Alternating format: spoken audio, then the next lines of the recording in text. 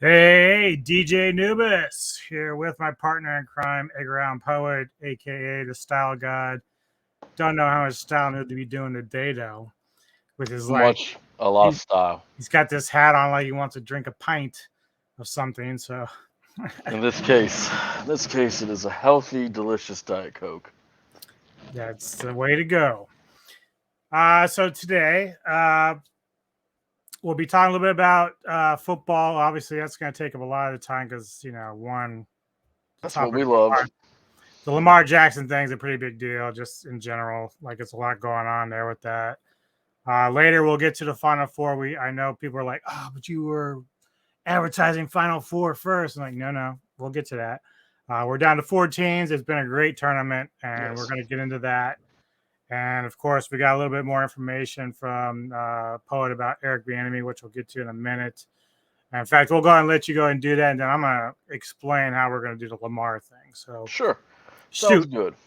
go for it. So, a couple episodes ago, it might have been, I think it was three, you asked me a question about Eric Bienemy and what I thought was going on with him in the NFL because it's been a big story for several off seasons now that he can't get a head coaching job. And when I Right. answered that, I said that, there was a good chance that there was some bias going on that I didn't. And again, I'll reiterate.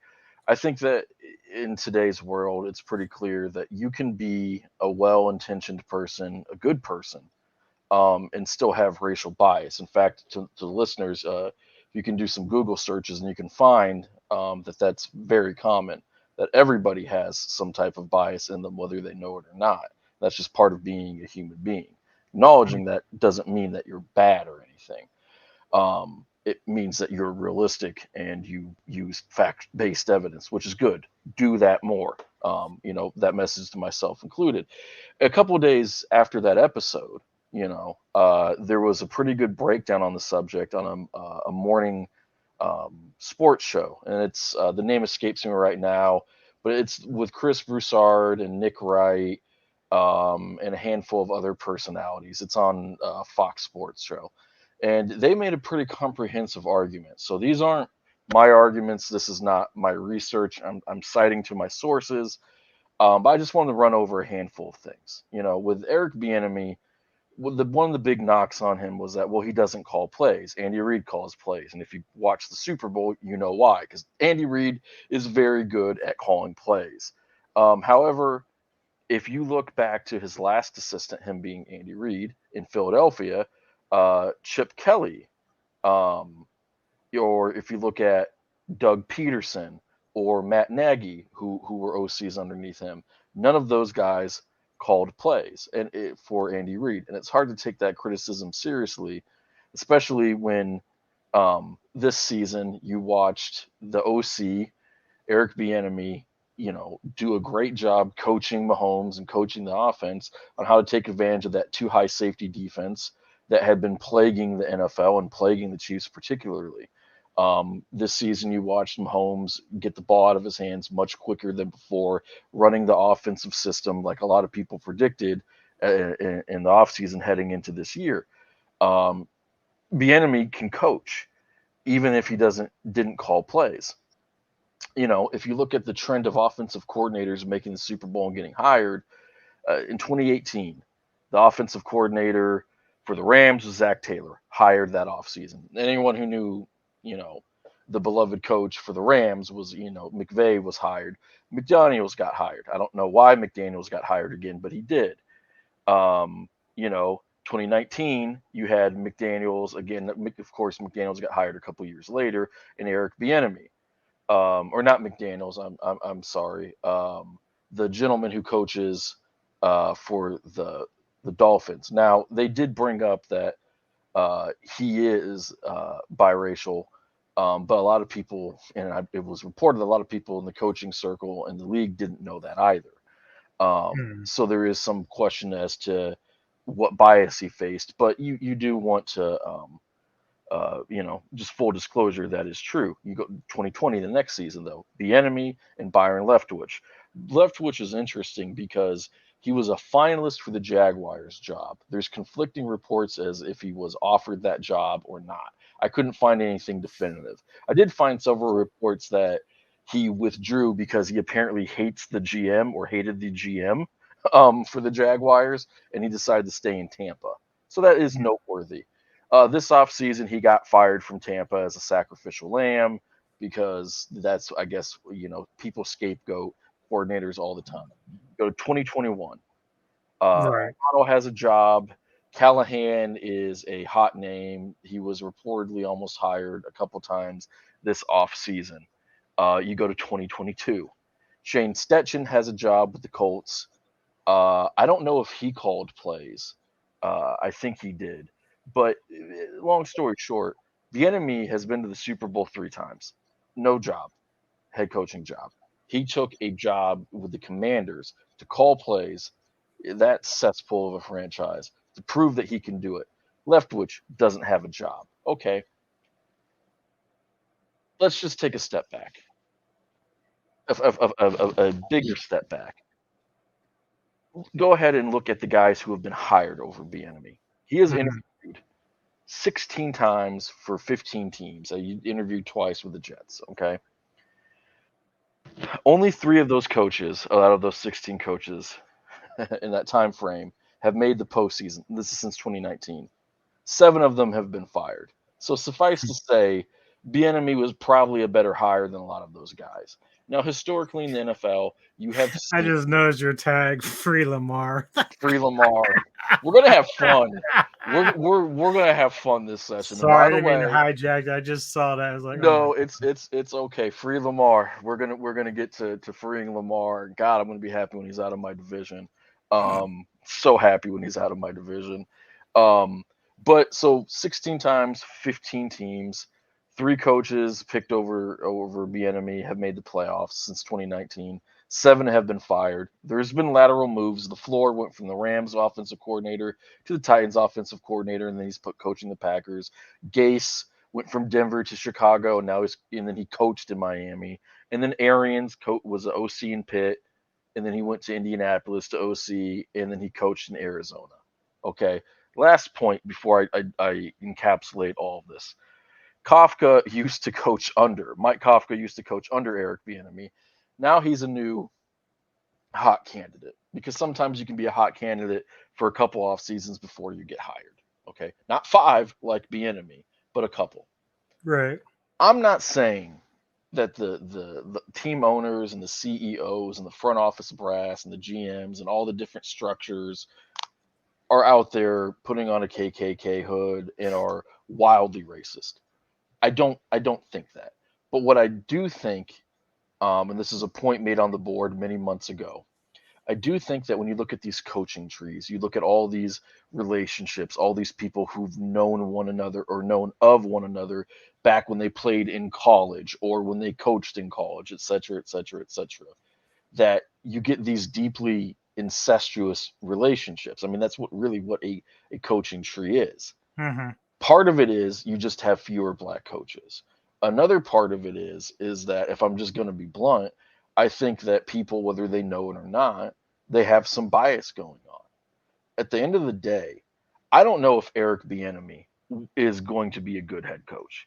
If you're asking me to bet on it, I would bet against him like I would bet against any first-time head coach, any new quarterback. I mean, it's a high turnover league. It's like It's very rare when like McVay's like one of the outliers. Like him yeah. have success early, or who's the guy in Philly right now. I mean, Yeah, they're not really the common thing. So you're probably right. Bienemy out the gate probably wouldn't be as successful, but maybe the second time around he might be. He might be, or it also sucks one of the reasons that guys get rehired is the first time they get hired, they go to a crap team, right? So, like, for instance, the head coach in That's Cleveland. usually where it starts. Yeah, that's usually where, like, I'm hiring a coach for a reason, like, not everybody is Andy Reid, where he's like, what, Philadelphia is firing me? Okay. I can get, like, every year people are like, the Steelers should fire Tomlin. It'll take him 13 seconds to get a new job. Yeah, if Belichick said he was done with New England, there'd be like 31 teams lining up for him. On that note, there's way too much Belichick can't coach anymore stuff. It's really more Belichick needs to stop tinkering, doing anything with the offense, because that's the better point. But what I am saying for Bienemy is I have seen people less qualified, arguably less talented, get hired over him. And at the end of the day, with so much high turnover, at least a lot of these GMs were wrong for not giving him a shot. So even though I would bet against him, much like in golf, if you had anybody except like prime Tiger, you take the field, right? It's that type of mentality. I'm not arguing against myself, but I do think that what my what my dad taught me, being becoming a citizen in this country, coming over from Africa, being an Arab in a post 9/11 world, is sometimes people don't mean to be hateful. I mean, sometimes people very much do mean to be hateful, and it's quite obvious. But sometimes they just have these biases in them, and it perpetuates negative outcomes. That's what I think has happened. Well, you and I talked about, a couple episodes ago about, whether or not he might be a bad interviewer, like Hmm. interviewee. Yeah. Um, but then we also talked about at the same time, it's like you mentioned it, how a lot of these uh, coordinators are becoming coaches who end up getting fired. It's like, if you're going to take a chance, why not take a chance on a guy like Bienemy? Like, even if he fails, at least you're going after a guy that has like a pretty good track record as a coordinator. Yes. Um, I mean, right now, McDaniels is in his second run. He's not doing very well. There could be some other outliers to why that's happening in Vegas, but the Gase reality got a is, second job. if he's got a second chance, then Bienemy deserves a first. Like, there's just no getting around that. So I- it's and with weird. and with McDaniels, he's making the same mistakes. He's taking the Patriots offense, the offensive philosophy, and there's a lot of good things there, sticking to it verbatim, no changes, nothing, and then purging the roster. There's the Derek Carr stuff, but like trying to get rid of all of his best players and then franchise tagging running back, like that's the star player that you keep. Um, Purging off the roster, taking expatriates, like it's the same mistakes. And with Bienemy, I found myself strangely rooting for him now. Oh yeah, like Yeah. look, he's an old CU buff, so like that's some ties there with Denver and all. But uh, like you, I don't know exactly the reasons what are happening, but it is strange that because he happens to be a black man, that he's not getting the opportunities. Which, Yeah. when it comes to head coaches, you're supposed to interview black head coaches, so they should be doing the same thing with coordinators. Like, it shouldn't be, The brushing running, them off and stuff. So the it's a very yeah. bad look right now with that, for sure. Because his resume, I mean his resume, if you took the name off the resume, you just handed out resumes and be like, let's just do the old best resume, how they put teams in college football now, best resume, no context. It's him. He's there's no other coordinator. There's no other coordinator. And I think the really frustrating thing um is that like we've almost come to expect it. On that same show they talk about how Kafka, who's a hot candidate underneath him, that like they got cynical. The next coach who reports to him, what if the enemy doesn't get hired again, but that guy becomes a candidate? Like it's almost satirical at this point. So I just wanted to bring that up because that's been bugging me. And I think that I also feel for him because like this is a horrible time to be associated with Washington.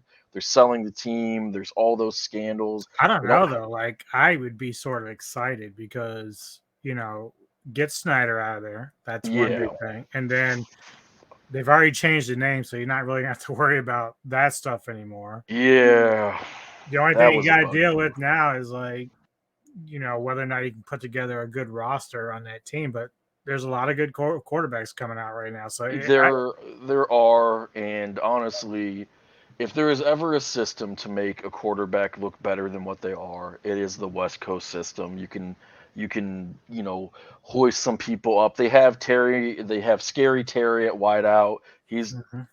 a top 10 esque wide receiver. He's very good. They have some pieces. The defense has some pieces.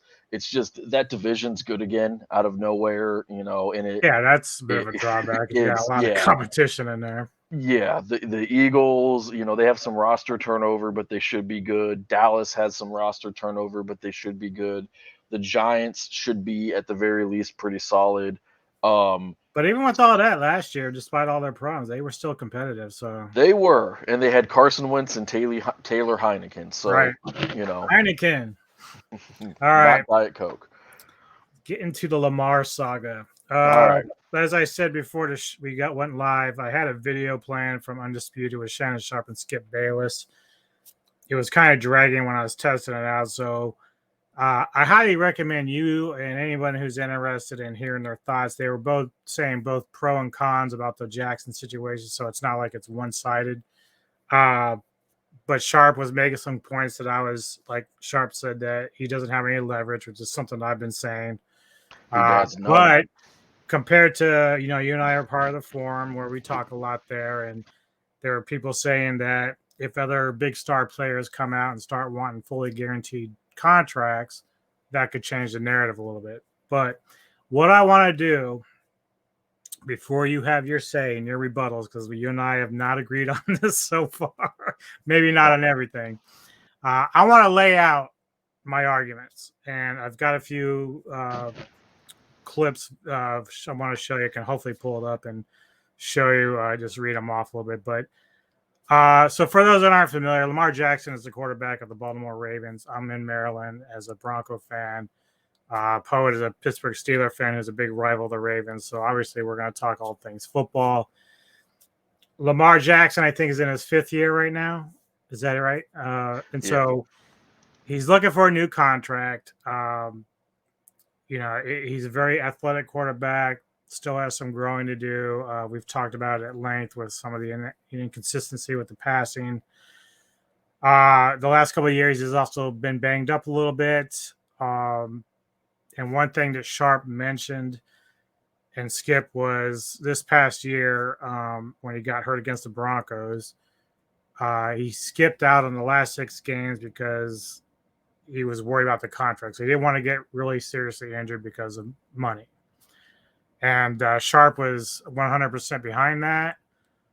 But the way that you would hear the league and some of the fans of Baltimore respond to that was he kind of let the team down because they were on a playoff run and felt like they could have gone further with him at the helm. I don't know how true that is. But you would they wouldn't have had that goal line fumble. That's kind of like I was wondering. Like, he's a much better player overall than Huntley, but I don't think he's won in the playoffs yet, has he? I think he has one playoff win. 1-5 win, okay. But anyway, some fans 1 and 3. Okay, so some fans think that him kind of quitting on the team there is a bit selfish. But I know people are going to look at it differently because you don't want to get hurt. You don't have the money you want. So that's a big conundrum for a player. Now, I need to set this straight because on the forum, we started getting into demographics of where owners come from and players. And I don't want to be arguing about that because that to me is not the bigger issue. This is a business. That was periphery stuff. That was fodder. Yeah, that was interesting stuff, but it's not germane. Well, it all has a part. Yeah, but as Sharp said in his video, is that the NFL is a business, and even if Sharp feels that, and I know you do, and Skip does, that Lamar's trapped.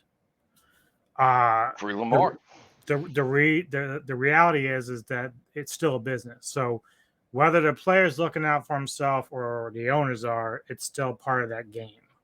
I will agree. I'll tell you this. I will agree 100% with that. If it's a business, it's a business. Where just a little foreshadowing, there's a part where I diverge from that because of something that I think is happening. But Right. Yeah. No, but it's not that I was kind of mad at one of the members over there because he kind of came out and said that some of us were arguing in favor of the owners, and I'm like, that's not what's happening. I'm just saying the reality of the situation is You've got these guys trying to protect their money and their investments, and then you have players who are trying to protect their own investments and their futures. So it's a matter of I'm just a realistic person. That's how I look at it, because it is a business. But the other thing is with Lamar, the owners aren't obligated to pay him the money that Deshaun Watson's making, and you and I have agreed Watson isn't worth that money. And a lot of people would agree with that as well. Now, of course, there's the talk of the precedent that it's there, but we had a precedent when Kirk Cousins got it, and then Mahomes and Allen didn't even bother pushing for that at the time that they were getting their contract done. Whether or not Joe Burrow does that, I don't know. The Bengals will be in a world of hurt if he demands a fully, because they would probably have to give it to him. Yeah. Because that is, to your point about Lamar not having leverage, Burrow has the leverage because we know why that team ticks. I think, and that's a funny thing because had Lamar gotten to say the AFC Championship game or even got to a Super Bowl, even if he lost, that's more leverage than he would ever have than he does right now.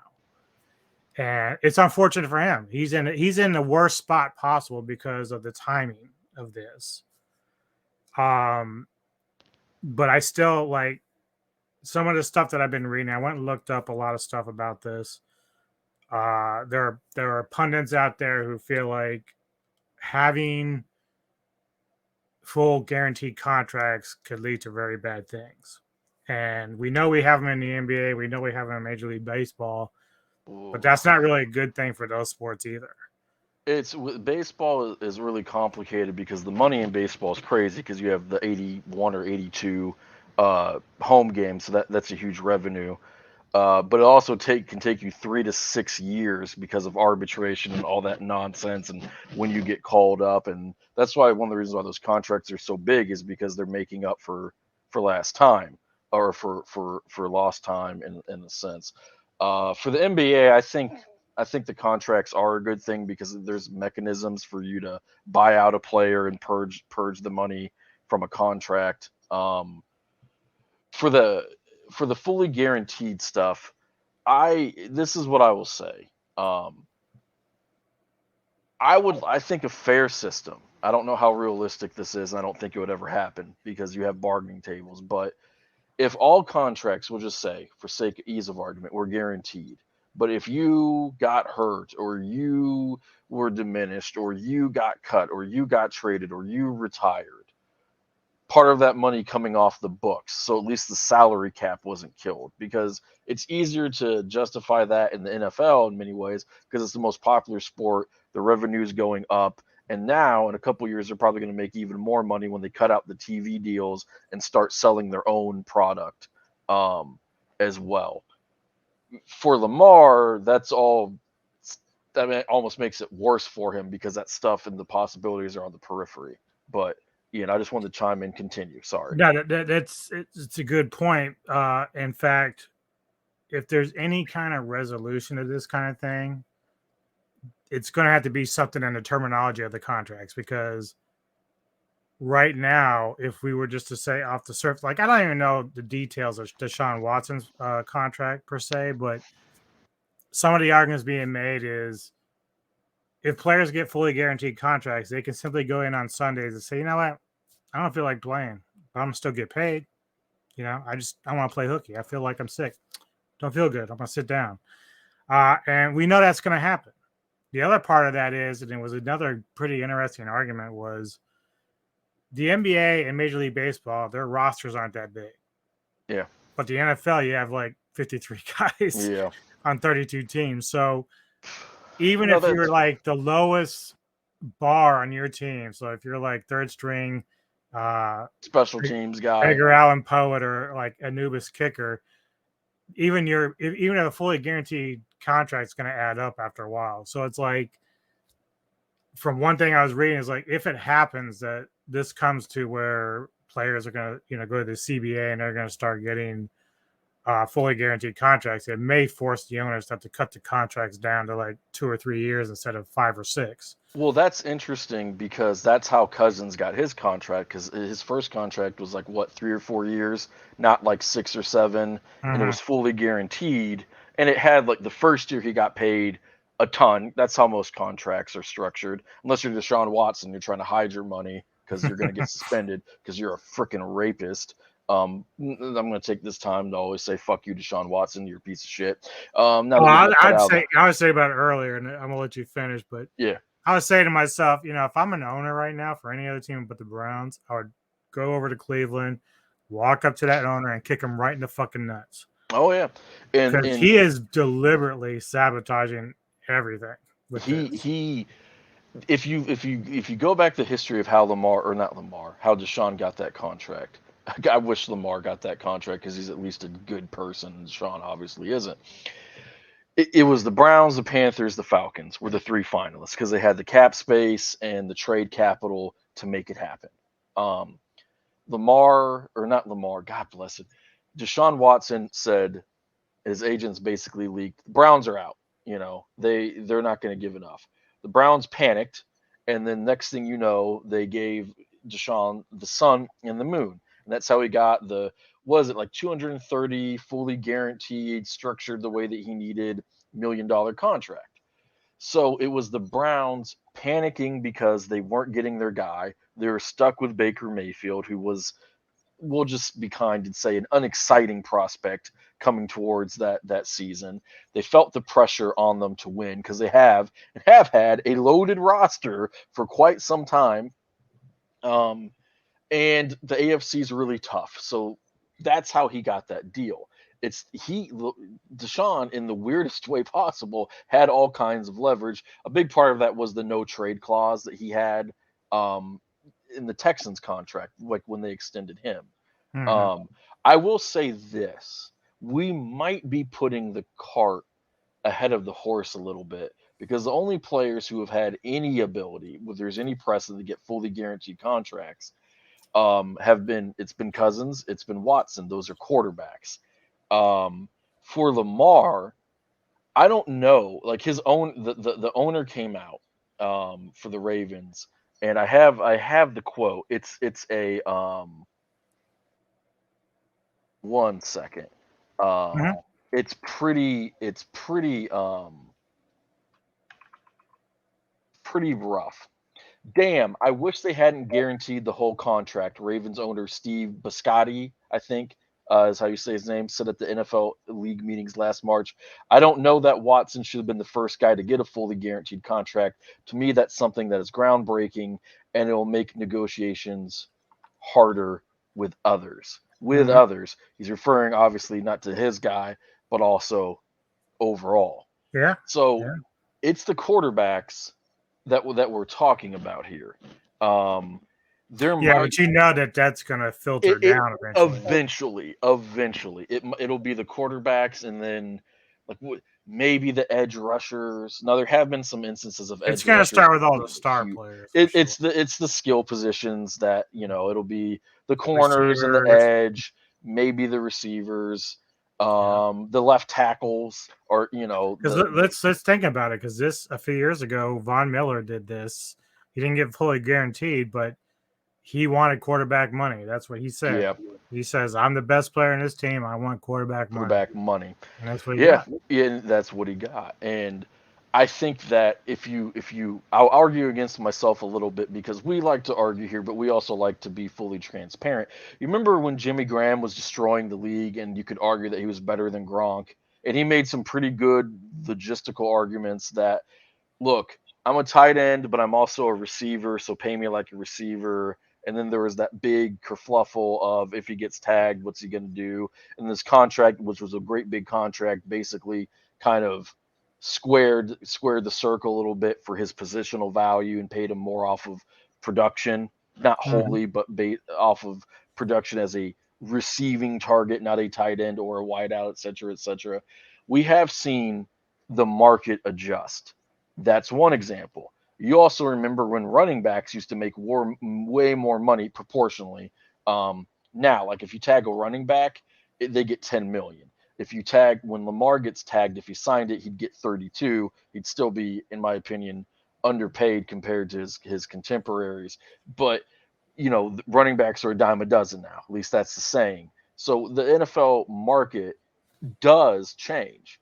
So I'm not saying that eventually one day out yonder you might see people trying to get fully guaranteed deals. What I think would happen is you would see that something that you said, okay, first you're going to get a chunk of change because that's how it always works, and it's going to be shorter. And then are we going to renew? Are we going to renew? Are we going to renew? To me, my opinion on the guaranteed money is this. I would like to see the salary cap reworked so that it doesn't impact the salary cap guaranteeing the money. I don't care if the owners have to pay a little out of pocket, even though it's out of revenue, like NBA players do or NBA owners do if they want it to be bought out. Because to me, that's just the cost of doing business. Anything further than that, then we start talking about where billionaires come from and all that crap. So I'll just say, to me, that's just the cost of doing business. The same way it's the cost of doing business to hire somebody to clean your stadium, to work the field, yada yada yada yada yada. Right. I do this takes me to my next point. I just want to bring it up before I pass it back to you. What my point is, I think there is collusion going on against Lamar. But when I say that, I'll kick it back to you after this sentence. I'm not talking about in the Black's Law dictionary, black letter law meaning of I'm suing you for conclusion like Eric Reed and Kaepernick did. And that was an infamous collusion case that the NFL settled because it was in all parties' best interest to settle that case. So continue on. I just wanted to foreshadow a smidge. Yeah, so there's no doubt in my mind it's collusion, and I think a lot of it just has to do with the owners trying to protect not having to do fully guaranteed contracts as the norm. So I do have some screenshots I want to try to share. I've never done it this way, so I'm going to see, make sure you can see it. Don't show the nudes. Yeah, right. No porno. That's for our OnlyFans. So can you see that okay? Yeah, I can see it decently. Okay. The references to Deshaun Watson. I think I see Russell. Yeah, mentioned. so basically this section says, first, remember that all first-round draft picks now get 4-year fully guaranteed deals. So they do happen. For veteran players, however, it's more of a rarity, driven more by the leverage of a player like Deshaun Watson has than anything else. If the NFL were to evolve to the point at which all contracts were fully guaranteed, the contracts would become shorter in duration. We talked about that. The deals also may have less value if they would be fully and completely locked in at signing. Then there's the possibility that long-term, fully guaranteed contract given to a veteran player who doesn't earn it becomes a problem, given the salary cap. Every dollar that goes to a player who isn't earning it becomes one less dollar that can go to a player who is earning it. If, for example, the Broncos had fully guaranteed Russell Wilson's deal, Denver's hands would be tied through 2028, no matter how well or poorly he plays. And then the Broncos would either have to play him because they are paying him so much, or they'd have to bench him and find someone much cheaper to take the snaps.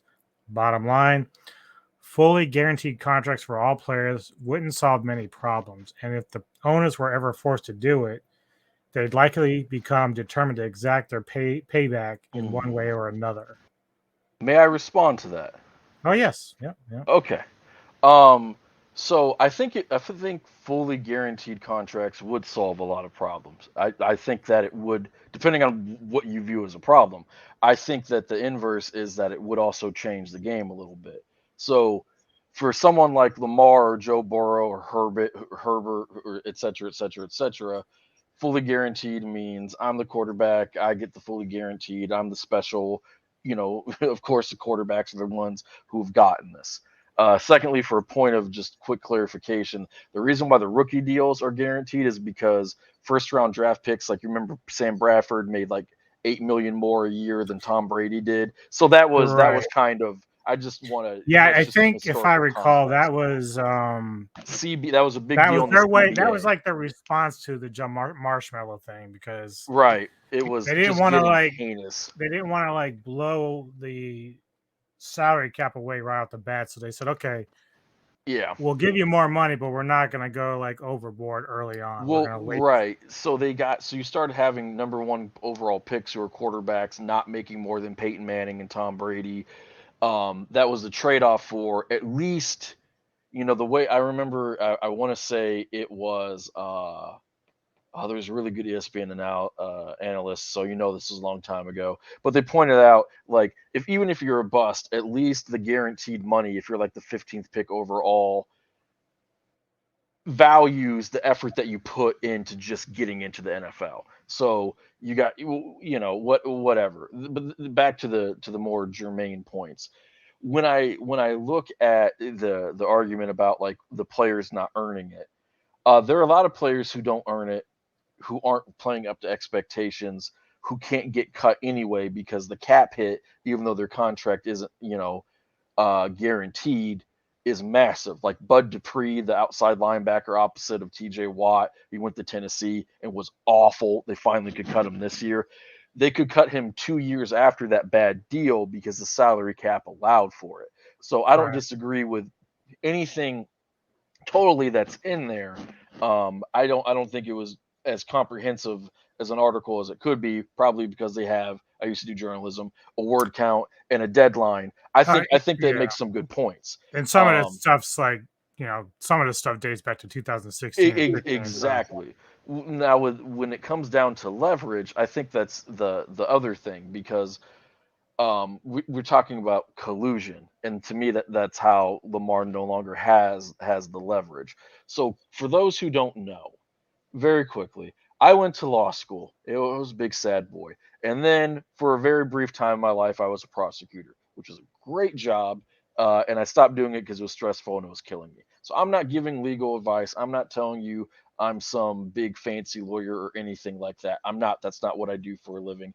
I don't practice law. I'm not your lawyer. Do not try to freaking sue me, okay? But my point is that a collusion lawsuit is, and you can look this up. I mentioned the Kaepernick case. It's basically people in well, business let me coming put you together on. to conspire. Let me put you. Go ahead. Let me ask you. Okay, so there's no doubt that there was collusion involved. However, do we know if that's breaking any rules, So in general, or is it if just like you an ethical issue? so if you commit collusion in a business like the NFL. So the Kaepernick case was predicated upon the notion that they were colluding to keep him out, even though he was good enough to play, which would be a Right. legal violation. Right. But you have to prove it, and there's different elements, and nobody And they cares, and did. it's I really think they had boring. like some Right. recordings or something. So So if you I found an article where they talked to an agent who wanted to remain anonymous so he could represent people, which I understand. But he's like, think about this. These owners are billionaires. They buy yachts from the same people. They vacation the same people. They have the same business interests. They know how to read a room. They know what they're doing. They don't have to conspire in some smoky back room and sweep the room to make sure it's not bugged to come up with some nefarious scheme. They know what their interests are. They don't want fully guaranteed contracts for a myriad of reasons, or for some really Mhm. obvious reasons. So just look at what it is. You have all of these teams publicly coming out and saying, Lamar's a great quarterback, we all the niceties, but we're not interested. You know, and it's a league that is more QB dependent than ever. And Lamar is, by most measures, I've seen him when people rank quarterbacks fall somewhere between four to 10. Okay, that seems to be the general area. For me personally, Mahomes, you can do the Allen Burrow debate. You can do, where do you want to put Hurts? Where do you want to put Aaron Rodgers coming off of that year? Like, there's some wiggle room like in that top 10, but most people have him in the top 10. He's got the MVP. He's got some really good next gen stats. And I know pretty soon we're going to get into him as a player as well. Um, so you have the Falcons, right, who haven't been good since Tom Brady broke Matt Ryan and that franchise's soul in the Super Bowl. You have the Colts, who they seem to love everybody else as quarterback and they never want to draft their own. You have Washington, who they had Mr. Heineken and Carson Wentz. Like, so there's a lot of teams saying we're out on this guy, who typically have gone after quarterbacks and don't like drafting quarterbacks. You have that. You have the quote from the owner that I read a couple of minutes ago. You have the wide reports. I'm sure you remember them about the owners being super pissed at the Cleveland owner for giving Watson that contract. People were pissed, but less pissed at Kirk Cousins getting all of that. All common sense tells you that, yeah, I would be willing, gun to my head, if you said, is there collusion provable in a court of law? No. Is there collusion in more in the spirit of the word happening here? Yes. And that's why the Ravens can put the non-exclusive tender on him and say, if you want him, give me 2 firsts, and then whatever you tell me his market value is, if we can stomach it, that's what we'll, you do our dirty work for us. And that's the quote from that article was, why would we do the Ravens' dirty work for them? I will tell you this, being completely transparent.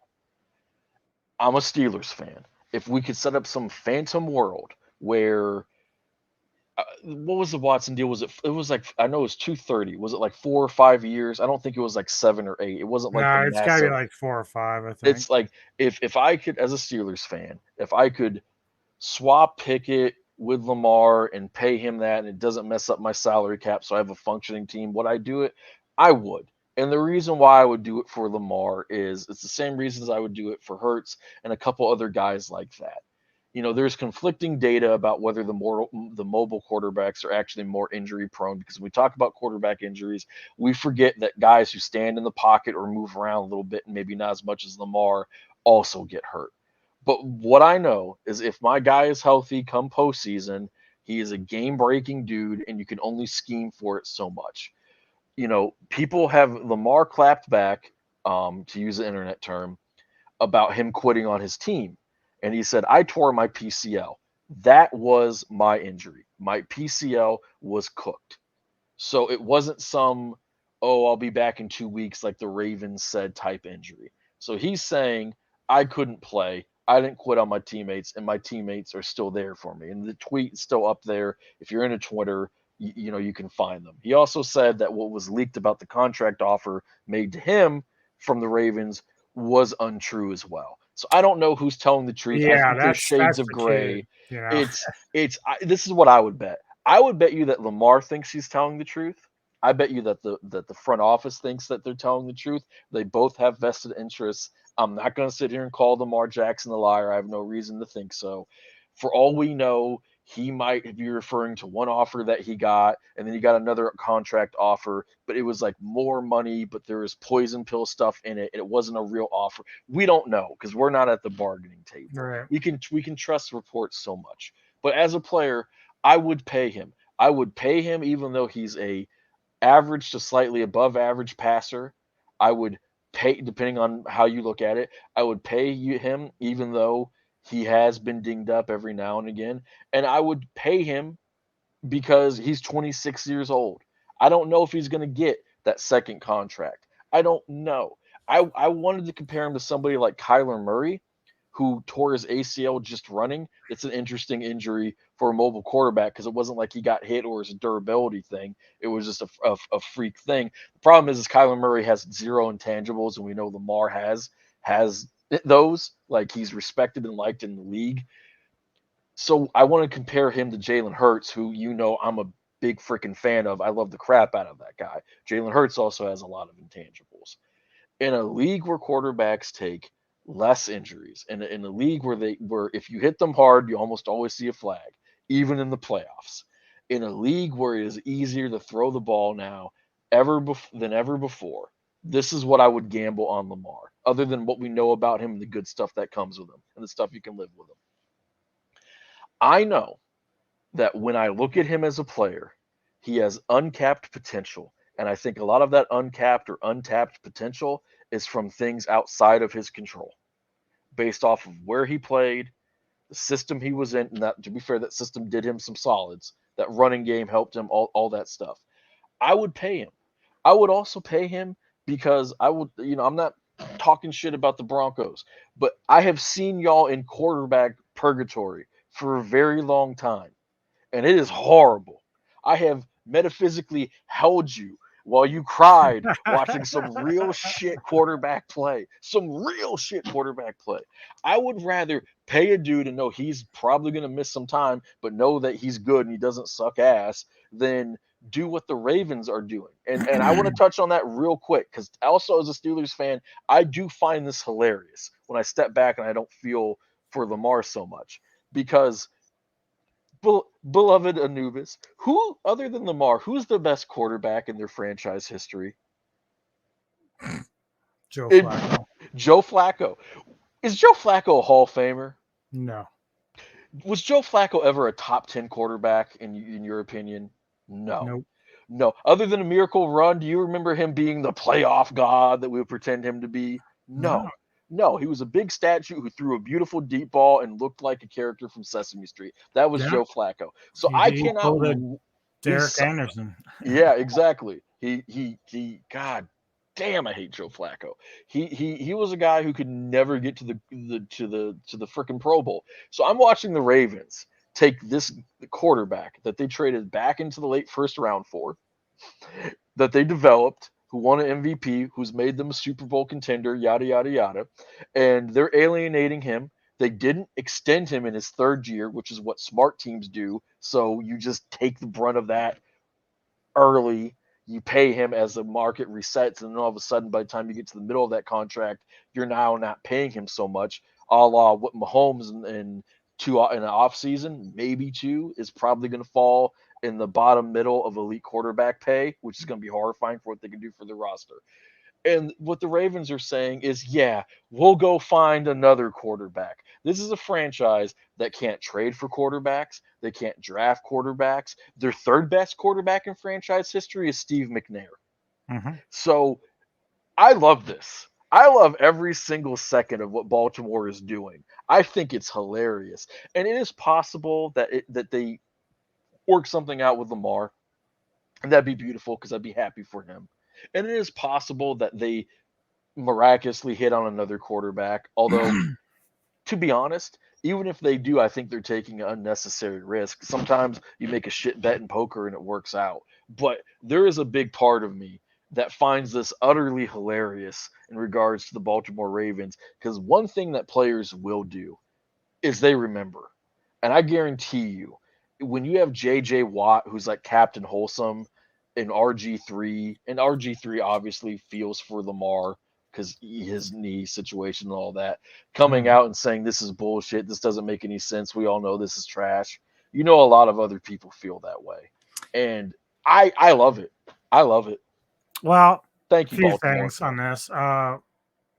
First thing is, Sharp, made a comment about, if Baltimore wants Lamar, they need to pay him. Yeah. But Lamar, we know, requested a trade. So the thing comes down to, well, why is it up to Baltimore to want Lamar if Lamar doesn't want Baltimore? So that's we fair. know that stuff's getting fractured. That relationship's getting strained. Mm-hmm. But if they worked out a contract tomorrow that appeased both sides and the money was right, somehow money fixes a lot of things. It does, but like this is always a catch here. Is like, they offered him 133 guaranteed, at least according to the Ravens and according to some of the NFL guys who are in the know. Yeah.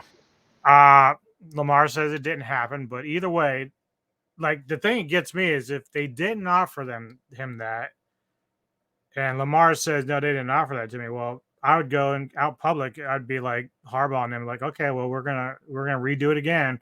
Here you go, 133. Let's get this done. I don't think Lamar's going to take it because I think Lamar is still trying to push for the 230. So I can't. The problem is, like, whenever I hear about, owners are super rich, they can afford anything, I just have to kind of shake my head because, yes, they're rich, but it's not like these players are poor. I can guarantee that Lamar Jackson is financially better now than he was when he came out of college. Oh, he absolutely is. I mean, it's millionaires fighting with billionaires. At a certain point, you kind of shake your head. I will say something that I think is jives with you a little bit. If I was Lamar, or if I was the Ravens owner, or whoever the contract guy, right? I gave you 133. All right, and then you say no, I want 230. If tomorrow there was a contract that came out and it didn't have poison pill or anything that was going to screw Lamar, and it was for you split that difference between 133 and 230, and you Right. structure, and then you do what the Chiefs did, which I thought was genius. They gave Patrick Mahomes a fat chunk of guaranteed money because I mean his Mhm. contract was almost like a $500 million, but also part of that contract, some of his incentives are basically show up and play, and it's basically guaranteed money. Like I read, I don't know if this is true, and it might have been exaggerated, but one way for him to make $1 million, like, and I think it's like a year or two for now, is for him to complete like 60% of his passes. What world does a Mahomes who is out there doesn't complete 60% of his passes? You know, so Well, if that's they what I'm saying is like split the difference, but to these your point about contracts. I can't imagine they don't have incentive based things in them. I can't imagine that. Like, they often do. Now, to your point about the owners can afford anything, the reason why I get frustrated with the owners is because you have a cap, and we know the salary cap in the NFL is this mythical thing. The Rams can make the cap do whatever it is that they want. The Saints have cap trouble, but they added Derek Carr. They keep kicking the you can kick the can down the road. You know, it's kind of like the debt limit in US for a political comparison. It means something, but it doesn't, and you can kick the can and yada yada yada yada. Who gives a fuck? Um, my frustration is there is a salary cap, so you can only pay out X amount of dollars. If I have a quarterback and you don't, typically speaking, unless you're the freaking Niners, who apparently are about to start your boy Purdy next year, by the way, so you can enjoy that. really, You have to pay out that money are they anyway. getting rid of Lance? I think Lynch said that Purdy has earned the right as to be the starter, but they don't know when he's going to come back from his injury because he had that gnarly arm shoulder injury in the playoff game. Jay is gonna love that. Oh, poor. I mean, I feel bad for Trey Lance. That guy. You want to talk about someone who you should really feel bad for is Trey Lance because life has screwed that guy. Lamar has made But that's interesting you bring him up because had he had a fully guaranteed contract, he'd be getting paid to not probably play. well his rookie deal is fully guaranteed because he was a first rounder, so at least he has something to fall back on. He's still such an intriguing prospect. Oh, I mean, no, I Yeah, look. I mean, if you're San Fran, you might be able to trade him away somewhere if if you you're going to could go get that if they route. could trade him and get a third or a fourth rounder for him, if they're all in on Purdy, it would be at least you recoup something. But the Niners are smart; they don't subscribe to the sunken cost fallacy. We traded for this guy; it didn't work. Our roster's still really good. If Shanahan will know if Purdy's the real deal or not. But to get back to Lamar, to me, one of the reasons why he's worth it, and this is the deep research. This is why you pay me the big bucks. Um, you know, I want to talk to you real quick about something that I just find infuriating. Um, there is talk about Lamar and he's not a good enough passer. Hmm. So the stats say he's an average passer. Okay, Hmm. what the stats don't account for is who this man is throwing the ball to. So before I get into who he's throwing the ball to, Okay, I want to. I'm gonna stop you real quick. Okay. At what point do you say to yourself, okay, Hmm. we know Baltimore has drafted talent for him around him. Sort of. Well, regardless if they worked out or not, they've made the attempts, right? They've Yeah. attempted to do this to help him out. At what point do you say for Lamar to be the star, the guy that you think he is? At what point do you say, why can't he elevate people around him? I will give you a hard answer. When they give him a wide receiver who you can elevate, who can be elevated. Even Tom Okay, but Brady. okay, let's go back to Peyton Manning. Okay, Yeah, so he was throwing what was the guy Pascal or something he was throwing to for a little while? he was. So here are the guys that I remember that Peyton Manning threw the ball to: Marvin Harrison, Yeah, those guys Reggie. I don't count because those are good receivers. I'm talking about Right, the right. guys that are But just he substandard. elevated them. But he elevated them. Like Marvin Harrison made him a better quarterback. But I he mean, also Elway threw to but guys that will never make the Hall of Fame. that is right. But he also had the three amigos who were considered an above average wide receiver core. So that goes Nah, I back. don't That know goes about that. back to well. That's what I'm not a Broncos fan. I wasn't also a hardcore fan during that time. But what I've read consistently on the board and from older articles is that the three amigos were, as a core, above average. I'll give you another corollary. If you go back to early Tom Brady, they had the pure West Coast office system with those I can't remember their names now because they weren't great, but as a wide receiver core, they were pretty solid. One of them, even Deion Branch, got traded to Seattle for a first round pick. So my point of contention is I know that Harrison made Manning better. I know Manning made him better. I know that Reggie Wayne made Manning better. I know he made Reggie Wayne better. I know he made Dallas Clark, a first round tight end, better. I know Clark made him better. I actually had in my notes Peyton Manning pointed out because a big chunk of his picks during his time in Indy were offensive skill weapons. That one of the big complaints about the Colts back in the day was they didn't invest in the defense, and they basically asked Tony Dungy and the Tampa 2 scheme to go ahead and carry that defense. Rashad Bateman has not shown anybody anything. Devin Duvernay and Nelson Aguilar are the other two wideouts. They've not shown anybody anything, Actually, especially Duvernay Aguilar. played very well, mainly on special teams, but he's On played special, pretty well. yeah, he's good enough to be in the league, but I don't know if he's a number two wideout. They now Well, they I they mean, have they have Andrews, who's a stud tight end. yeah, That yeah. is who they have. But if you look historically at Baltimore, their best wide receiver in their history is Derek Mason. He spent 6 seasons in Baltimore. His first 8 was in Tennessee. He is their all-time leading receiver at 5,800 yards. I'm rounding up for all of these. Is he Second a is Hall of Todd Famer? Heap. Derek Mason is not a Hall of Famer, and Okay, I hate to that's say kind of that like what because I'm getting at, though, I because I really liked it. But at this is my some point. point you have to be able to get Mark these guys involved and lead Mark them. Andrews, Torrey Smith, Mark Clayton, and then Ray Rice are Torrey the Smith next. was good. Torrey Smith was a good deep threat, but he Yeah. was not a number one wideout. So historically, this is a franchise. Anquan Bolden had a couple of good years. You remember that when they traded for T.O. and then the trade got undone because his agent screwed it all up, but he was a Raven for like a cup of Mhm. coffee. This is a franchise that has historically failed. Steve Smith Sr.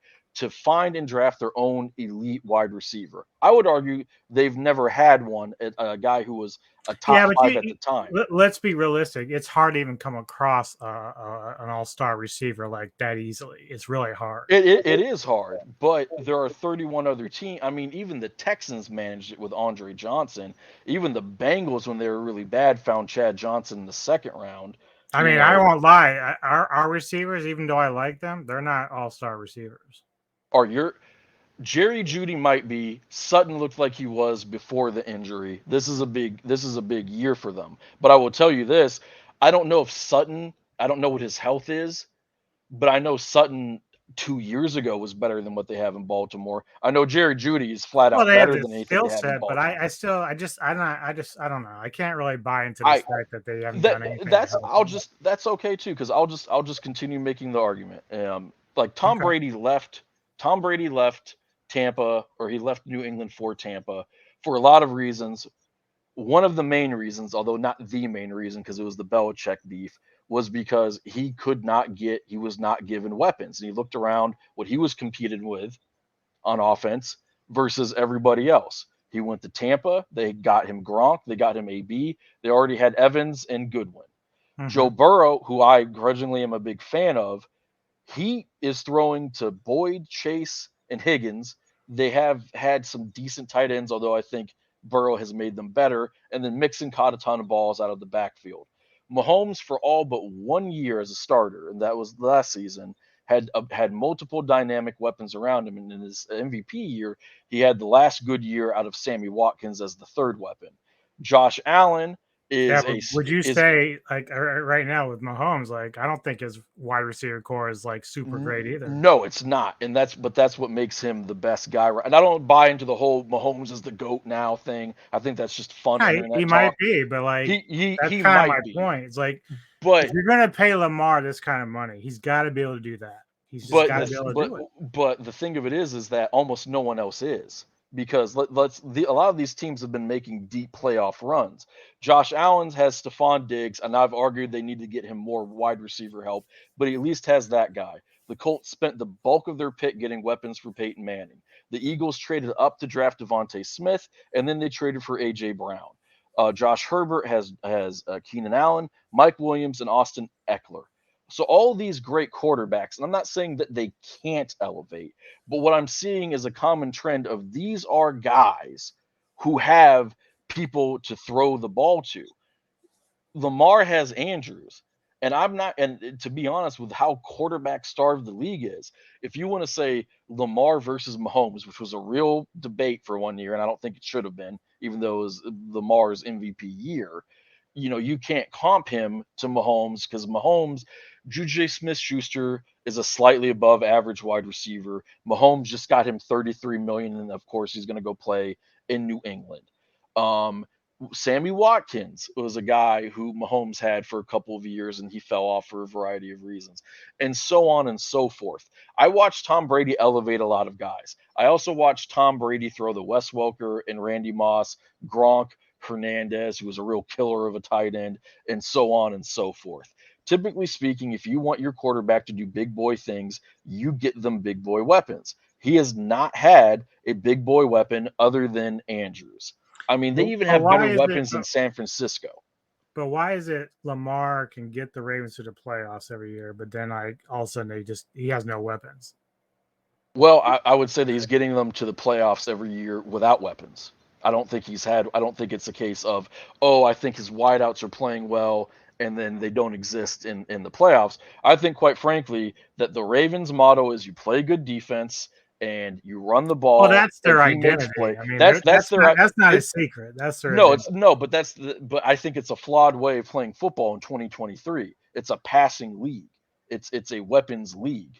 I'm not going to sit there and say that Baltimore is doing everything wrong, but I am going to tell you that they have a long history of wide receivers that they've drafted who haven't come to fruition. The best wideout that they've drafted recently was Hollywood Brown. And at the start of this past off season, when we were talking about how he got traded to Arizona, we were ribbing pretty hard on Hollywood Brown. He's a solid number 2, who's a great number 3, who's a not so hot number 1. So of course the Cardinals traded pretty decent draft capital to be their number 1 while they waited for DeAndre Hopkins to come back. It's hard for me to look at Lamar, and I don't think he's a great passer.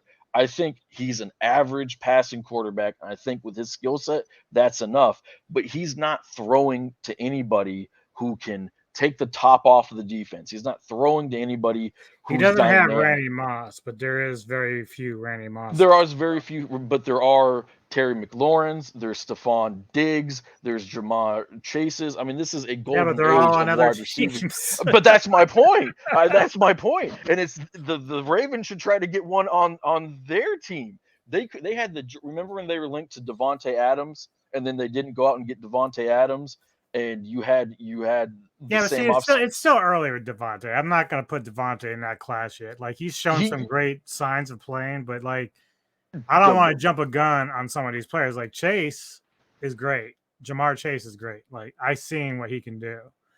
But Boyd and Diggs is pretty good. But Boyd, like, he's really where he's at. He's like either a second or third receiver. He's a second or but the thing of it is that I think that Boyd would be a number 1 on their team. Like, my point of contention is that the guys that they have given him, and keep in mind, they're talking about Nelson Aguilar, who's been punted around the league, he might be their number 1.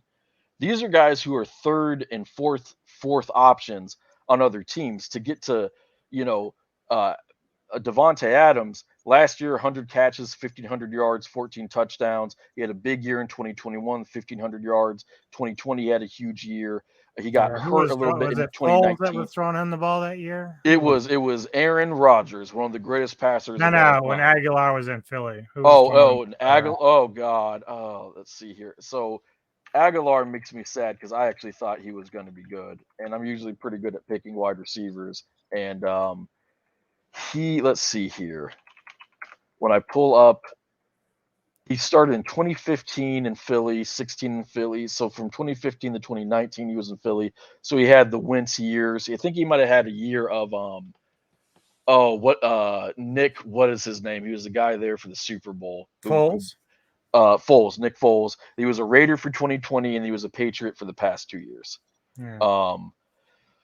It is frustrating for me when we talk about what Lamar should be doing as a passer, when we don't at least admit that he is not throwing to guys who are good.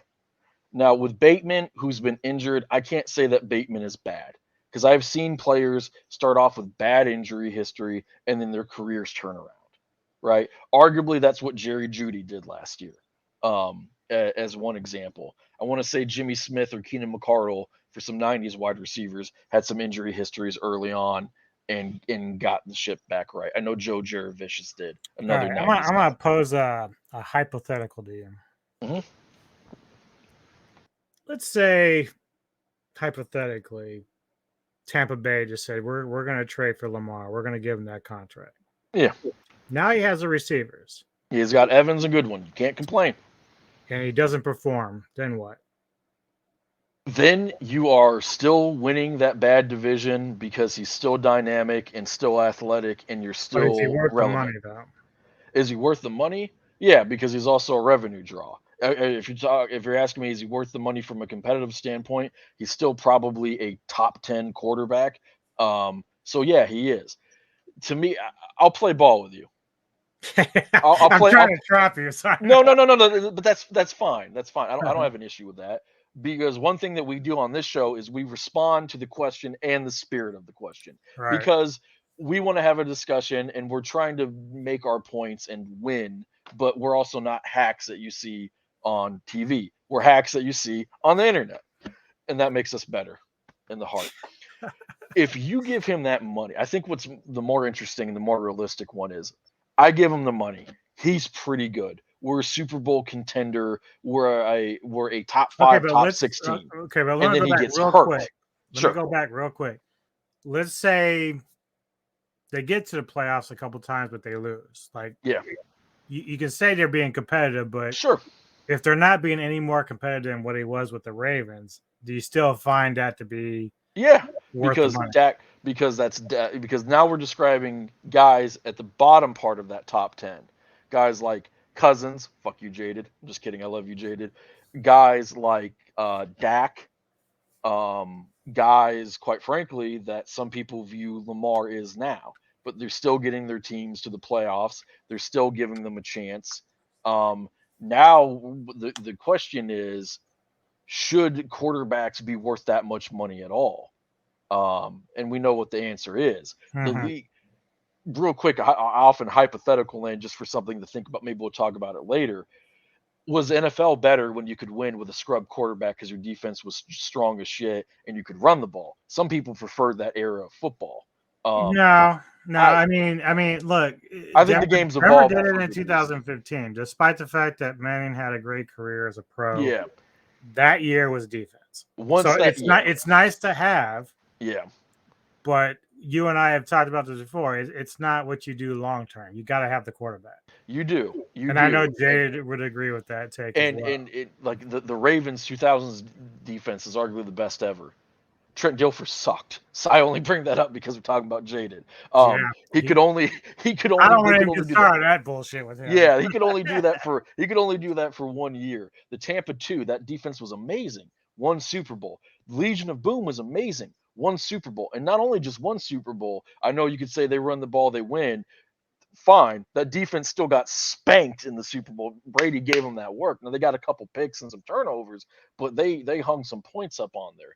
What I'm driving at is if Lamar's still pretty good, but they're not winning a Super Bowl or going deep, yeah, you can bash Lamar for that, but you're also bashing a lot of other guys for that as well. Is it fair because he's the next guy up? Sure, just like it was fair to go at Dak when he got paid all that money because he was the next guy up. But I mean, once you get outside of the super elite guys, actually, no, screw that. Let's talk about the super elite guys. Josh Allen doesn't make the Super Bowl in 2 or 3 years. We're going to start having some questions about him. And I'm a Josh Allen guy. You know, Joe Burrow has raised the bar so high. It's no longer about the Bengals making the championship game or the Super Bowl. It's about winning the Super Bowl. We're hitting a point with these guys where, unfortunately, I feel like the NFL has turned into the NBA, where it's all about rings and context doesn't matter. Um, I care about, can you make your team a contender? I have seen the Ravens be a good enough team with Lamar where I go, I've seen worse teams than them win a Super Bowl. I've seen worse Right. quarterbacks than Lamar win a Super Bowl. Now, Grant, and I'm not even talking about the scrubby Flaccos or the old model where you could win with the miracle stuff like Doug Williams or whatever. You know, Nick Foles was a starting quarterback for a while. He won a Super Bowl. For Christ's sake, it wasn't that long ago where Tom Brady had 2 rings and he was a very average quarterback. Now he grew from that, but we've seen guys, in my lifespan, second part of my lifespan, be not so hot and either win the Super Bowl or be very close. I just don't know with a guy like Lamar. It's not about, to me, is he going to be worth it? It's more about the health, because I think there's some data out there that talks about how the mobile guys aren't as injury prone as we think. But with Lamar, for him specifically, you look at the knee injury that he had, some of the injuries that he's Well, I had. think part of it is like when we think of Cam Newton, he's a big dude, so Yeah. he could take a beating. But then when you look at Michael Vick or someone else of that mold, that are a little bit more, frail. I don't want to say frail because they're healthy, good athletic Yeah, they're guys. also big, but comparatively speaking to Right. other NFL players, they beat the shit out of us. That's not what we're saying. All right. One final question on this before we move to the final four. Yeah. Uh okay, so Carolina has the first pick in the draft, Hmm. and we're gonna get into the draft probably a couple. Well, yeah, because we're getting close to draft time, so it'll be a I couple know. weeks. We'll That's be gonna be getting back sweet. into it. Uh, so Carolina has the first pick. They're probably going to take C.J. Stroud, something that I think is a good move. They should take CJ. But why? Even though I like C.J., why do you, outside the collusion stuff, why wouldn't they take a chance on Lamar when he's like basically a proven commodity? B- Um, so one reason is, if you believe in your front office, and you have to, right? Because otherwise, why are they your front office? If you have the rookie guy, you can stack that roster and build around him. Now we saw Seattle do that with him. We've seen San Francisco do that with some of their quarterbacks to a lesser extent with Jimmy Garoppolo, even though they didn't draft him. You could go back to Flacco. The Ravens did that with him. The Steelers did that with Big Ben. You know, it's a beautiful way to take advantage of the cap structure. Um, the other reason is, I think for a lot of coaches and I think for a lot of GMs, they want their guy. That's, if I'm going to live and die with the high turnover that is the NFL, let it be my guy. It also So might come down to, I don't know who's their coach right now. Did they his I name don't escapes remember. his, because it's Carolina. Because they are perpetually But dookie. see, like now, because of all the issues with collusion and everything, so if Carolina says, "Well, we want our guy," is it not possible the other teams want the same thing? I think it is that the other teams want the same thing. And I'll Because I tell you know what's interesting on about on Carolina. paper that this Yeah. draft is very deep at quarterback. It just And is. yeah, and I like this. I like this draft for quarterback. The thing with Carolina specifically is they traded up all that stuff to get the first overall pick, so they're definitely taking a guy. But I Mhm. understand your point, because at some point they made that trade. Everyone's seen this Lamar showdown coming for quite some time, so All right. I know what you're getting at. It's not unfair. Um, However, if you look at Indy, their MO has not been trying to get their guy. Their MO is, we have this great roster, which maybe wasn't as great as they thought it was, and we need a stopgap. In a couple of years, we'll take a guy. Atlanta has been trying to get a quarterback since Deshaun. Yeah. Carolina was in that same boat as well. I think offensive philosophy also comes down to it. When you have somebody like Lamar, you do have to tailor your scheme to him a little bit. Um, I don't think it's that tough of an ask, because Sean McVay tailored his scheme to Matt Stafford when he got him. Kyle Shanahan has had 7 million different quarterbacks, so he's tailoring his scheme to them constantly. We've seen Andy Reid do it. But if you want to sell me on the notion that you have to have certain things for Lamar to really thrive, yeah, you could do that for me because let's like Jalen Hurts, who we love on this show. You have to do certain things for him. Now he's become a better passer. His mechanics have been great, all of that stuff. And when he's had a bad game because of the mechanics, he's fixed it. One thing we give him love is if he has a bad game passing, he makes up for it with his legs. He's pretty clutch too, right? So there's some ways to mitigate it, but you still have to do certain things for him. Now you should want to because you should want to do a quarterback rollout with Jalen Hurts. That's a really good play call. Well, I mean, he's made such a huge jump from last year to this year, This and year. then And same if saw the same thing with Allen, and so that's yeah, the kind of the one thing that's kind of hanging around Lamar's head is this cloud that has he made that jump from being the and guy I that's still learning right. to where And he needs to be. I think he is real quick for Lamar. I have an interesting article where they break down film on what he does in the pocket with his eyes. And so his coach, he went to Louisville. His coach was Bobby Petrino. He's one of the quarterback whisperers, yada yada yada. So Bobby Petrino talked about like he wrote this book about quarterbacking because of course he did, right? And there's all these things that you need to do. He took Lamar because he thought he was a good pocket passer, could be a good pocket passer coming out of high school. Okay. They talk about the mesh concepts, the mule concepts, yada, yada, yada. There's all these different instances of him doing high level things in the pocket. You yourself, and you're hard on Lamar, but I think you're also fair. We disagree. That doesn't mean you can't be fair. You've not said there's some crazy takes out there about Lamar, like he's garbage in the pocket. He can't throw at all.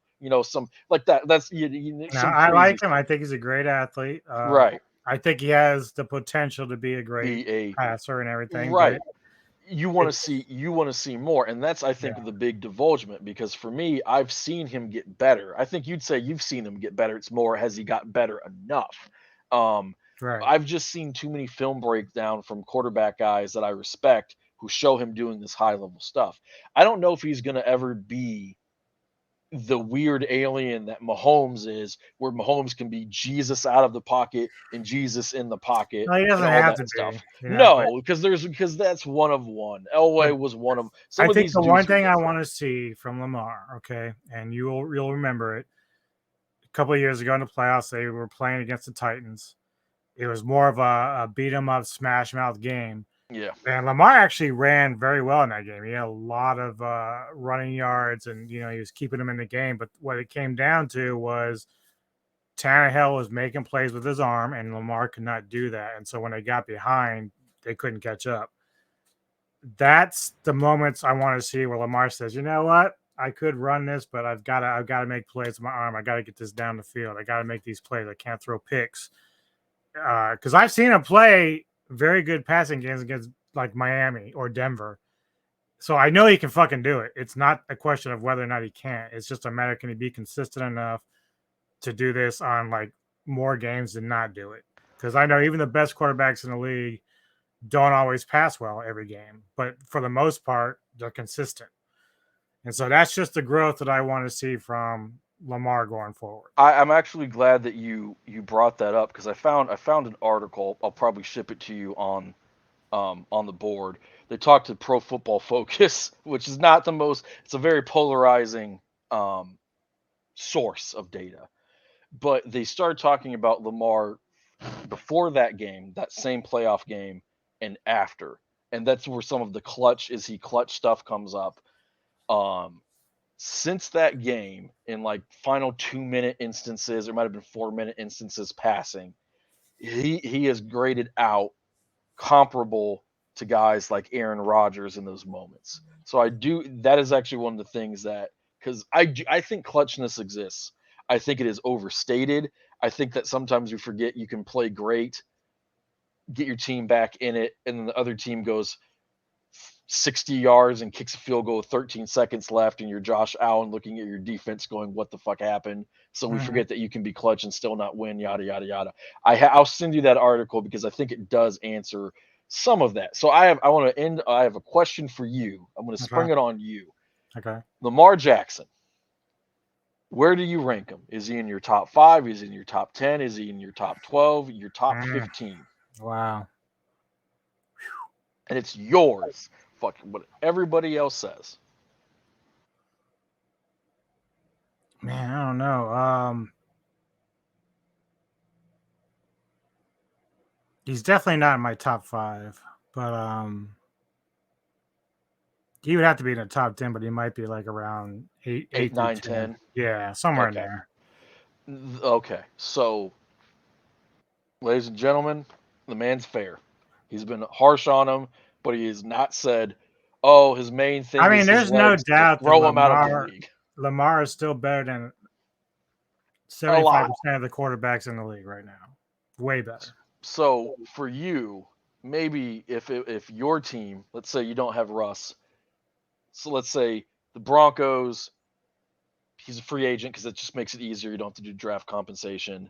3 years, fully guaranteed, 120 million. So he's hitting that 40 million threshold, but it's only 3 years. He's 28, 29 by the time you're done. That might be more palatable for you. Yeah, I mean, look, you know this. I didn't like Jalen Hurts coming out of college. I Yeah. didn't like his first 2 years. I thought he was having issues there. The same kind of stuff we see with Lamar. And then this year we started talking football early in the year and watching the games, and he was playing very well. And I was like, man, I really want to see if he can sustain this. Now, it was funny because when Michael Vick came back and played for Philly, he Yeah. had a good start. And then he ran into the buzzsaw that was the Chicago Bears. And then Yeah. I started him reverting back to the bad ways of passing. And from Yeah. there, he couldn't recover. Jalen didn't happen. He kept going the way Yeah. that he wanted to. And that's next year, wherever Lamar's playing. If I see that, my whole attitude and opinion will change on him as far as like whether or not I think he can overcome that hump, because he does have the talent, he does have the arm. It's Yeah, just that a arm is matter of live. There are people out there who's like his arm's not that good. I'm like, you just oh, don't watch I've the seen him games. bomb some shit, Yeah, dude. yeah, you just don't watch. Just tell me you don't watch games. I think Right. for one of the things that he did that I liked, and I think you liked it too, is he came in, he put 10 pounds of muscle on, and you're like, yeah, that's a good idea.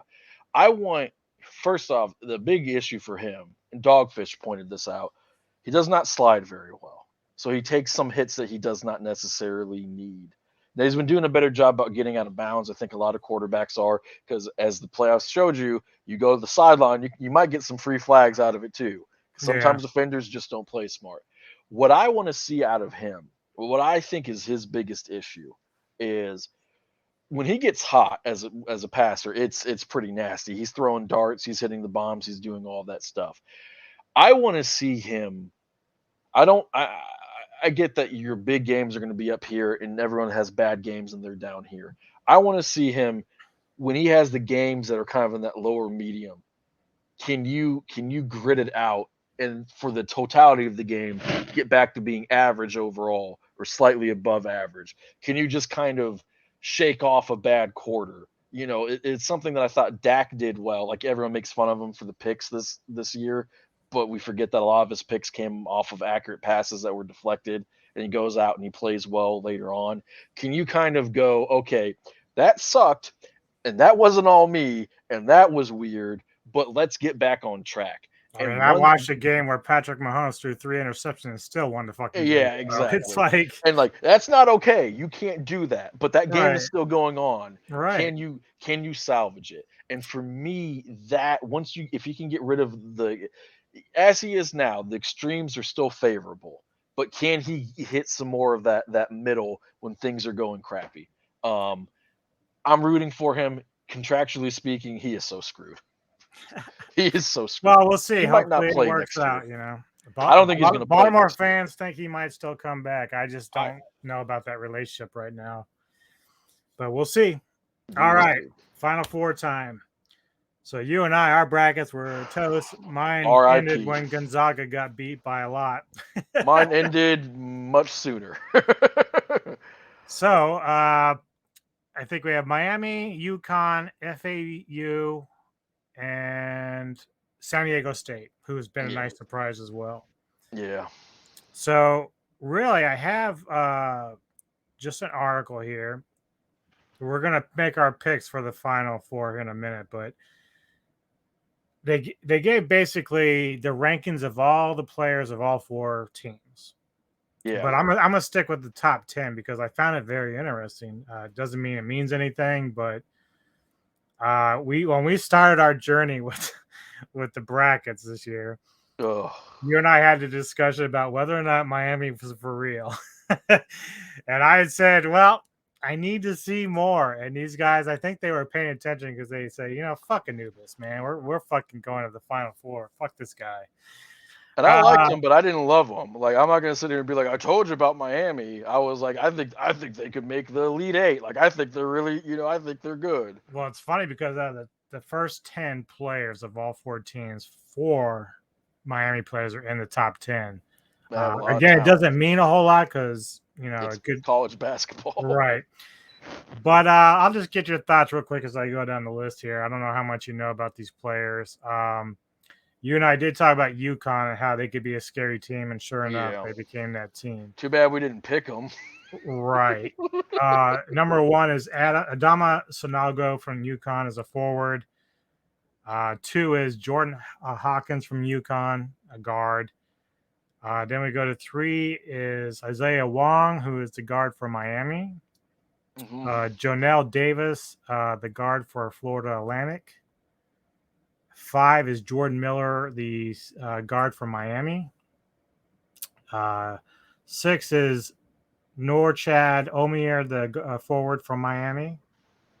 7 is Matt Bradley, the guard for San Diego State. Let's see. 8 is Nigel Pack, the guard from Miami. 9 is Darian Trammell, the guard for San Diego State. And then 10 is Elijah Martin, the guard for Florida Atlantic. So basically your top 10 there. And like I said, Miami has 4 of them they put in the top 10 there. But doesn't mean that Miami's going to win it. I tell you, all 4 of these teams are very feisty. I think Miami was down against their opponent by 13. Texas, they played Texas, wasn't it? No, it wasn't Texas. Who was it from that bracket? Damn. Because I think UConn played Texas. Well, no, they played Gonzaga. Miami played Texas. They were down against Okay. Texas. They won 88-81. Yeah. Then the drubbing game that they was had UConn and was Gonzaga. There was that one. They also Miami put it on Indiana real bad. Yeah, 85-69. Right. Which killed my bracket.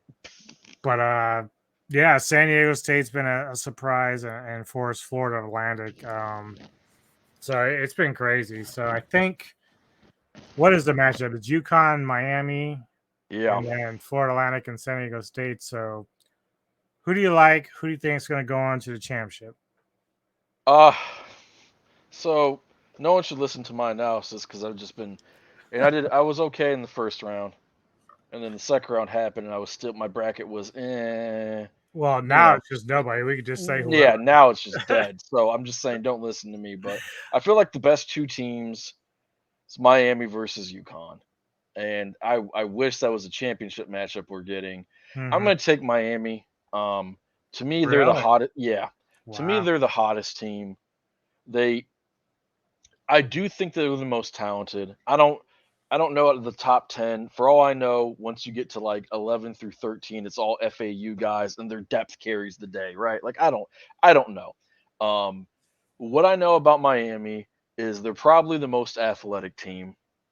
They're probably the most talented team. I feel like when I watch them play, all those guys have insane cardio. I know they're college athletes, but still, even for that high level competition, I feel like they just operate on a different level. And I also feel like when I watch them play, they're kind of they might be the meanest team.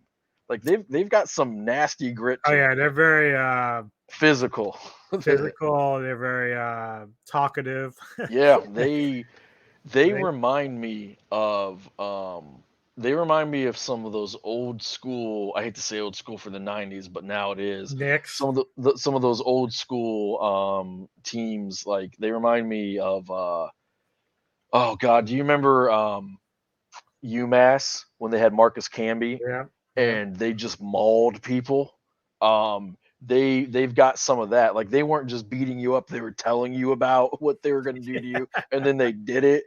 That's who they remind me of. So all 4 teams are red hot. All 4 teams believe in themselves. Nobody believed in it. The team that the people believed in the most out of this 4 was probably UConn because of pedigree, but nobody really had. They were a trendy dark horse pick, right? Mm-hmm. You know, some people kind of looked at Miami that way.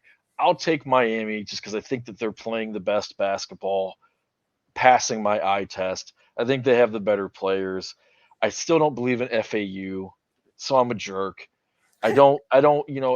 San Diego State, I feel like is like the little brother version of Miami.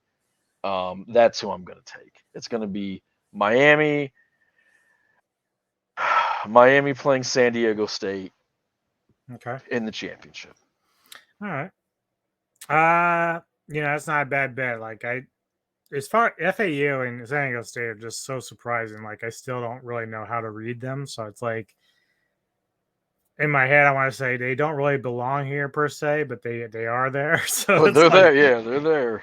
I'm like you. I think UConn and Miami are both probably the best out of the four.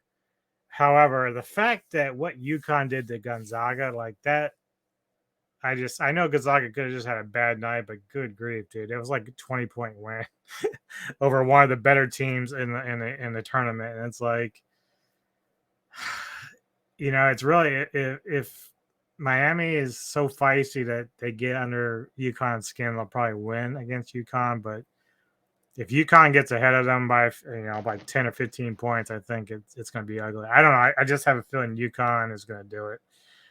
They're the team I think is just right now. If not for that big win against Gonzaga, I probably would have been Miami. But either way, I think I'll be kind of happy because I kind of like happy for all of them. But I just don't see San Diego State and FAU actually winning at all.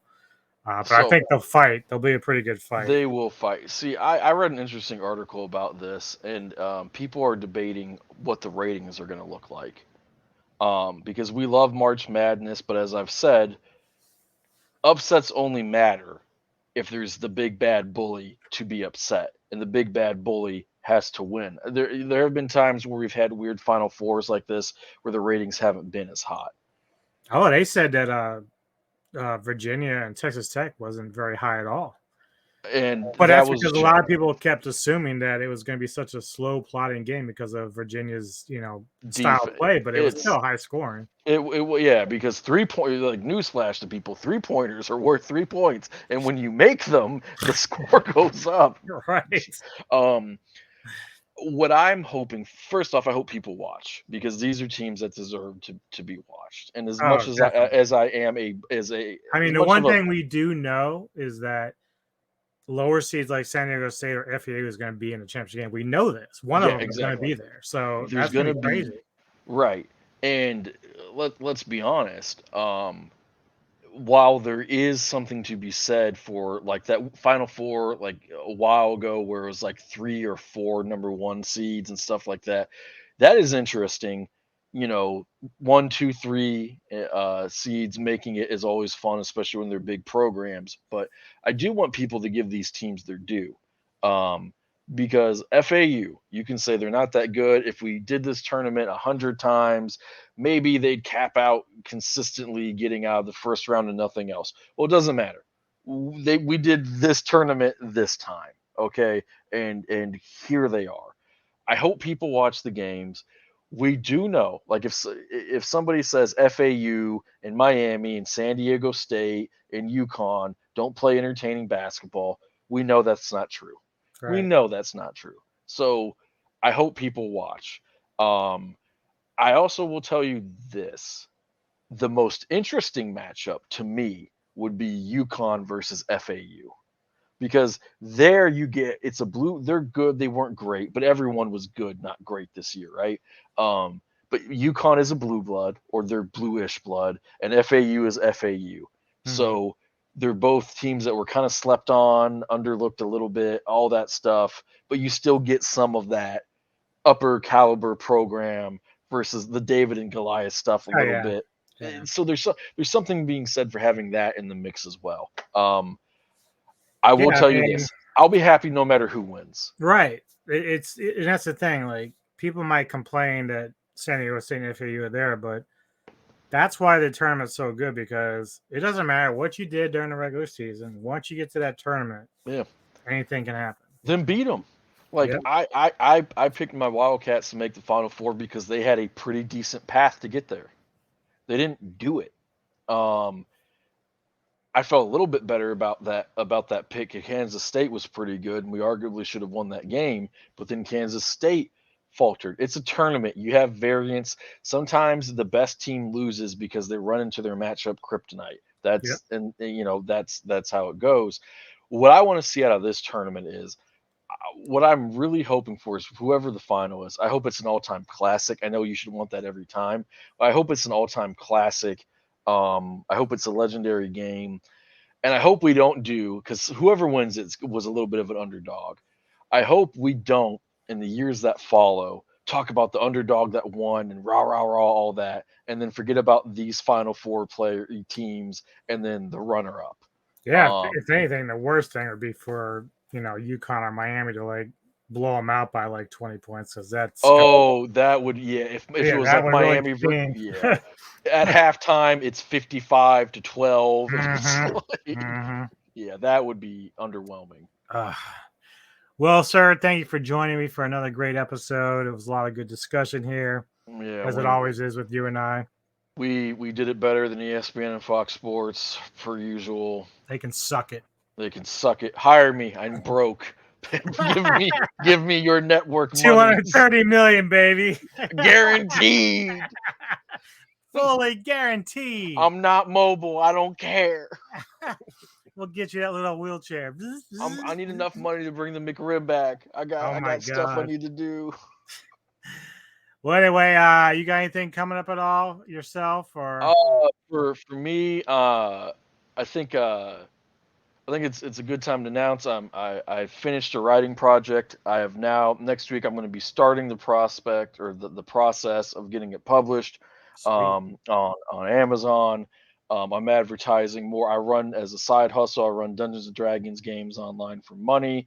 I'm starting to get more games going per weekly there. I'm pretty soon I'm going to start Dungeons and Dragons podcast. I'm going to be pimping my Twitter more. I'm going to start streaming soon. So my online presence will continue to grow as I try to take over the world so I can make enough money to bring the fucking McRib back. God damn it. Did you get a chance to play Diablo Beta at all? I did not, for a reason that makes me really mad, so I'm not going to get into it. But yes, I did not. All right. Well, for myself, we will definitely be getting to draft stuff in about a week or two because I want to do it before the draft starts. So we'll figure that out. Hell yeah. I'm also doing my final episode of my top 100 metal songs of all time tomorrow. So that'll be up after I'm done. And that'll be all complete. And then Neko will be back next week sometime, towards the end of next week. So we'll be doing some stuff with her, joining us maybe occasionally. Maybe I'll get her on a separate screen. Yeah, that might be interesting. All right. I mean, I've got this other computer now, so it's like I could just set her up a different camera. Yeah, so thank you again, man, for joining me. It was great. It was great. Everybody, this is the hardest working man on the internet. I'm the hardest man. The hardest man. You can find him on OnlyFans. You just can't see how hard I am right now. You know what? It's been over 4 hours and he's still kicking. If you don't support this man, I'm going to break into your house. I'm going to eat all your food. I'm going to use your bathroom very aggressively. I'm not going to flush or clean up, and you don't want that. So support this man because I'm gaining weight eating all your fucking food. I want to live past 50, people. Stop being selfish. Yeah. Support him so he can blow up. And so my arteries are so clogged. Why do you fucking do this to me? Why you do this, dude? Why you do this? All right, everybody. Thanks for joining us. We will see you next time here on Poetic Carnage. Take care of yourselves.